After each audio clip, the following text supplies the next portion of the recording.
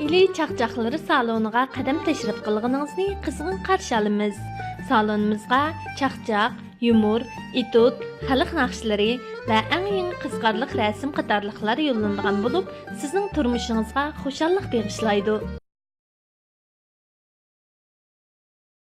Bir Qashqarlik adam kitobga yechibdi-ku. Bir odish fikr qilib kirib, nechi? Qashqarlik 45 qo'y. Sen odish odamlar chim oldicha kitobni yechib kirib, ketibak pushaqki. Nechi? 45 qo'y dedim-ku. Ketibak pushaq. Bizga hech cho'ngroq. Bo'lsa bakallik kitob bo'lsa o'qisa bo'libdi. Sen Qashqarlik emsa talaq chiqib vezga o'qa.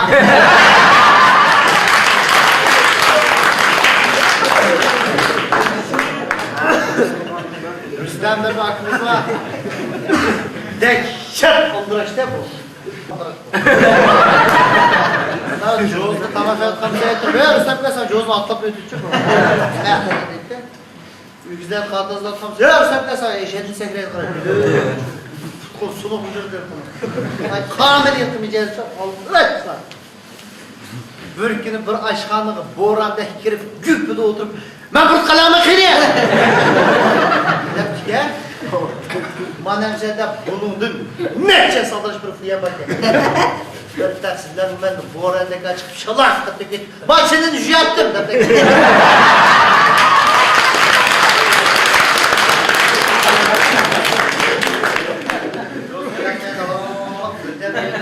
Orada birip teknik yolunu yaptığını öğreniyor. Ayağına ya! Ben bugün cozgilerime yapıyordum ben! Yaman işim götürmek ben bugün ölüm aldım ben! Ya ayağı bir! Bunu bir nece satış geldi. Vay satan gideysen yolu açma bir ekmek olaydım. Orada bir ekmek yok diye kurdum. Vaa! O ayağına ağgan değil. Bak kurdumdun netçi milyon hesabı çıkardı. Bugün geçti toyunu et diyen koyu YouTube'da da. Umudu.